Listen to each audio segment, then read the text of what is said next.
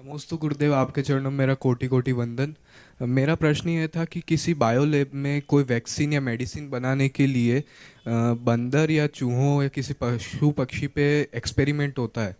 अगर उसमें उसकी हिंसा या उसकी हानि हो जाती है तो उसका कोई पाप लगता है?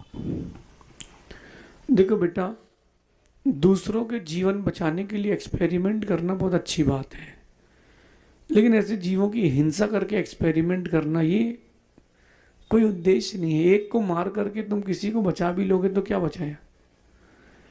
अ, जो लोग नेल पेंट लगाते हैं या लिपस्टिक लगाते हैं, कॉस्मेटिक यूज करते हैं, देखो ध्यान रखना, खरगोश की संख्या कम हो रही ना खरगोशों की। खरगोश कहाँ जा रहे हैं? खरगोश और चूहों की आंखों में डाल करके उनका एक्सपेरिमेंट किया जाता है। वो अंधे हो जाते हैं, फिर बेचारे अंधे हो जाते हैं, उनको छोड़ देते हैं। कभी कहीं कभी कोई जीव खा लेता है, कभी किसी रोड में पड़े मिलते हैं। तो बेटा ऐसा करना पूर्णतः हिंसा की है।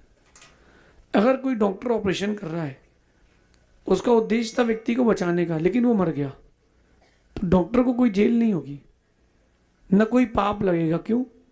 क्योंकि उसका उद्देश्य मारना नहीं था। लेकिन यहाँ एक्सपेरिमेंट कर रहे हैं, यहाँ तो एक एज सच वो पीड़ा ही दे रहे हैं ना उसको। तो बेटा ऐसा करना अनुचित है। और अगर ऐसा एक्सपेरिमेंट करके कोई दवा बनती है या कोई प्रसाधन बनते हैं, कॉस्मेटिक की चीज़ें बनती है, कोई और चीज़ बनती है, उसको अगर आप लोग यूज़ करते हो तो आप लोग भी उस पाप के भागीदारी बनोगे। इसलिए ऐसा करना पूर्णतः अनुचित है। कई बार होता है वो करते हैं, वो खोलते खालते हैं, सही से पैक नहीं कर पाते, वो तो खुला बेचारा मर गया। तो आप बताओ कि एक्सपेरिमेंट तो कर लिया आपने, लेकिन बेचारे जीव की हिंसा हो गई। उसको जीव माने तो आप उस बात को समझ पाएंगे, पाप का बंध निश्चित होगा, ऐसा समझिए।